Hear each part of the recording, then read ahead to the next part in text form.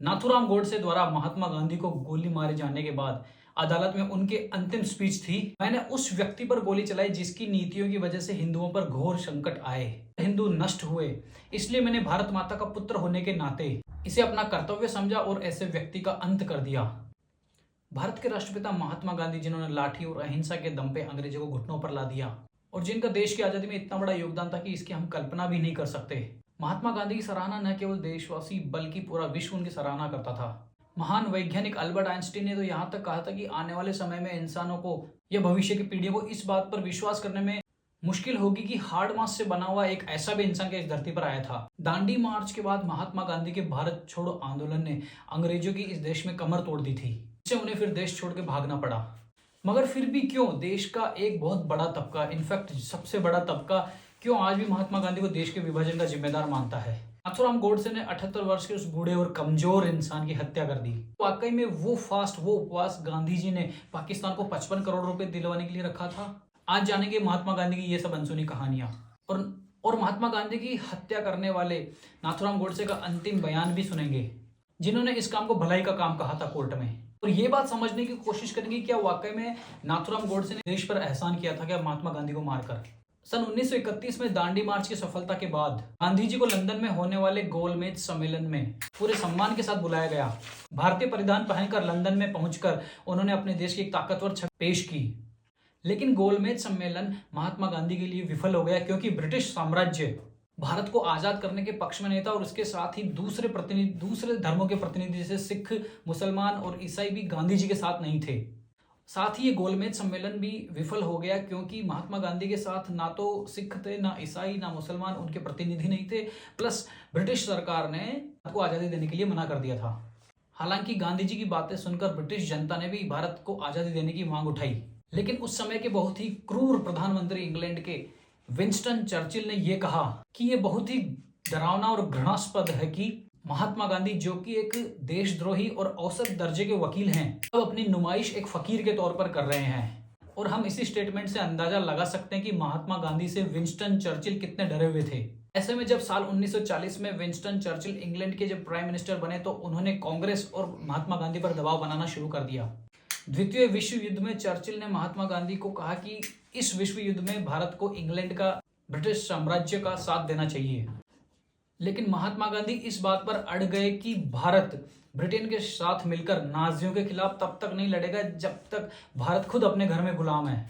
इसी दौरान 1942 में महात्मा गांधी ने उस आंदोलन की शुरुआत करी जिसने भारत में ब्रिटिश हुकूमत की जड़ें हिला दी। जी हाँ, मैं बात कर रहा हूँ अंग्रेजों भारत छोड़ो आंदोलन की, जिसका ऐलान करते हुए महात्मा गांधी ने कहा था कि या तो हमें अपने देश को आजाद करवा देना चाहिए या इस देश को आजाद करवाने की कोशिश में अपना बलिदान कर देना चाहिए। हालांकि आंदोलन शुरू होते ही महात्मा गांधी और उसकी पत्नी कस्तूरबा को जेल में डाल दिया गया। इसके बाद महात्मा गांधी को जेल से रिहा करने की मांग को लेकर पूरे देश में हिंसक आंदोलन शुरू हो गया, लेकिन ब्रिटिश प्रधानमंत्री विंस्टन चर्चिल झुकने को तैयार नहीं थे। और लेकिन जेल में ही गांधी की पत्नी कस्तूरबा की मृत्यु हो गई, जिसके कई महीनों बाद महात्मा गांधी को जेल से रिहा कर दिया गया। जिसके बाद गांधी और कांग्रेस की ब्रिटिशर्स के साथ कई मीटिंग्स हुई और अंत में जाकर ब्रिटिशर्स ने भारत को 1947 में आजाद कर दिया। और इसके साथ ही हुआ अखंड भारत का विभाजन। देश में सांप्रदायिक दंगे होने लगे। हालांकि महात्मा गांधी उन दंगों को खत्म करने के लिए देश में कई भूख हड़तालें कर रहे थे, लेकिन समाज का एक वर्ग आज भी महात्मा गांधी को ही विभाजन का जिम्मेदार मानता है। और उन्हीं में से नाथूराम गोडसे, जिन्होंने महात्मा गांधी की हत्या के बाद ऐसा तर्क दिया कि जिससे आज भी समाज का एक बहुत बड़ा तबका सहमत है। 30 जनवरी 1948 के दिन दिल्ली में सूरज नहीं निकला था। कोहरे और जाड़े के कारण ज्यादा लोग सड़कों पर भी नहीं दिखाई दे रहे थे। हमेशा की तरह दिल्ली के बिरला हाउस में शाम को 5 से 6 के बीच में होने वाली थी एक सर्वधर्म प्रार्थना सभा। और अंतिम क्षणों में महात्मा गांधी सामयिक विषयों पर टिप्पणी और लोगों के प्रश्नों का उत्तर देते थे। उस शाम को वो प्रार्थना सभा स्थल खचाखच भरा हुआ था। दूसरी तरफ महात्मा गांधी से मिलने सरदार पटेल पहुंचे थे, जिनके साथ चर्चा करते हुए महात्मा गांधी अपना चरखा चला रहे थे। पटेल और नेहरू के बीच मतभेदों से जुड़ी ये चर्चा इतनी लंबी चली कि महात्मा गांधी को प्रार्थना सभा के लिए निकलने में देरी हो गई। उसके बाद जब शाम को महात्मा गांधी प्रार्थना सभा की तरफ जा रहे थे, तब कुछ लोगों ने महात्मा गांधी से मिलने का समय मांगा और बापू ने कहा कि अगर जिंदा रहा तो प्रार्थना सभा के बाद जरूर मिलूंगा। उस दिन महात्मा गांधी ने अपनी मौत की बात 3 बार कही थी। शायद उन्हें अंदाजा लग चुका था कि अब मेरा समय आ चुका है। हालांकि महात्मा गांधी पर पहले भी कई हमले हुए थे, जैसे कि 20 जनवरी के दिन उनकी प्रार्थना सभा में बम फटा था, लेकिन वो बच गए थे। लेकिन इस बार उनकी बातों में अलग ही तरह की एक गमगीनी छाई हुई थी। गांधी जी अपनी भतीजी मनु और अभा के कंधों पर हाथ रखकर धीरे धीरे चलकर प्रार्थना सभा की चबूतरी की सीढ़ियों के पास पहुंचे। तभी खाकी कपड़े पहने हुए एक शख्स उनकी तरफ बढ़ने लगा। गले लगाने के लिए अपनी बाहें फैला दी और स्नेहवश महात्मा गांधी ने अपने हाथ फैलाए। नाथूराम गोडसे ने पहले महात्मा गांधी के सामने हाथ जोड़े, फिर अचानक कपड़ों के नीचे से पिस्टल निकाल ली और गांधी जी पर पॉइंट करके ब्लैंक रेंज से एक के बाद एक 3 गोलियां चला दी, जिसमें से एक गोली महात्मा गांधी की छाती पर और 2 गोली महात्मा गांधी के पेट में लगी। जिसके बाद नाथूराम गोडसे ने दूसरी बार हाथ जोड़े और खुद को सरेंडर कर दिया। खून से लथपथ महात्मा गांधी जमीन पर गिर पड़े और उनके मुंह से अंतिम शब्द निकले, हे राम। महात्मा गांधी को तुरंत बिरला हाउस के पास वाले कमरे में ले जाया गया, लेकिन वो क्षति अपूरणीय थी। अफरा तफरी के बीच लोग अपने प्रिय नेता को बचाने के लिए इधर उधर दौड़ने लगे, लेकिन महात्मा गांधी अपने अंत समय में भी लोगों को अहिंसा का संदेश दे रहे थे और क्षमा करने का संदेश दे रहे थे। इसी पल ने भारत में अपना एक बहुत बड़ा नेता खो दिया था और इसकी खबर दुनिया में आग की तरह फैल गई। नाथूराम गोडसे को गिरफ्तार कर लिया गया और पूरे देश में गम का माहौल फैल गया। अगले दिन दिल्ली में महात्मा गांधी की अंतिम यात्रा निकली तो उस समय 10 लाख से ज्यादा लोग उसमें शामिल हुए। सैकड़ों लोगों ने गांधी जी की मौत के गम में अपने सिर मुंडवा लिए। शव वाहन में पंडित नेहरू और सरदार वल्लभ भाई पटेल बैठे थे। दोनों शोकाकुल थे और यमुना किनारे उनका अंतिम संस्कार किया गया। पूरी दुनिया में अहिंसा और शांति के पुजारी की हत्या हो जाने से हर शख्स बहुत ही गमगीन था। दूसरी तरफ गोडसे और उसके साथियों पर गांधी जी की हत्या का केस चला, जिसमें नाथूराम गोडसे ने खुद अपना केस लड़ा और उसमें उन्होंने कई ऐसे तर्क दिए जिस पर आज भी बहस बढ़ जाती है। तो क्या नाथूराम गोडसे ने गांधी जी को मारकर बहुत बड़ा देश पर एहसान किया? आइए जानते हैं। गांधी जी की मृत्यु के बाद गांधी जी के पुत्र देवदास गांधी गोडसे से मिलने पहुंचे। तब नाथूराम गोडसे ने कहा कि मेरी वजह से जो आपको और आपके परिवार को जो दुख पहुंचा है उसके लिए मैं क्षमा प्रार्थी हूँ, लेकिन मेरा यकीन करो मैंने ये काम किसी व्यक्तिगत रंजिश से नहीं किया। ना मुझे तुमसे कोई द्वेष है, ना कोई खराब भाव। तो ये सब सुन के देवदास गांधी बोले कि लेकिन फिर आपने ऐसा क्यों किया? महात्मा गांधी का पुत्र देवदास गांधी बोला कि लेकिन आपने बापू को क्यों मारा? तो गोडसे बोले केवल और केवल राजनीतिक वजह से। हालांकि उसे देवदास के सामने अपना पक्ष रखने का मौका नहीं मिला, लेकिन कोर्ट में गोडसे ने अपना पक्ष रखा। अदालत में गोडसे ने कहा, वीर सावरकर और महात्मा गांधी ने जो लिखा या बोला है मैंने उसे गंभीरता से पढ़ा है। मैंने अपने विचार से पिछले 30 सालों के दौरान इन दोनों भारतीय लोगों के विचार और कार्य ने जितना असर डाला उतना किसी और ने नहीं डाला। गांधी जी ने जो देश की सेवा करी उसके लिए मैं उनका आभार व्यक्त करता हूँ।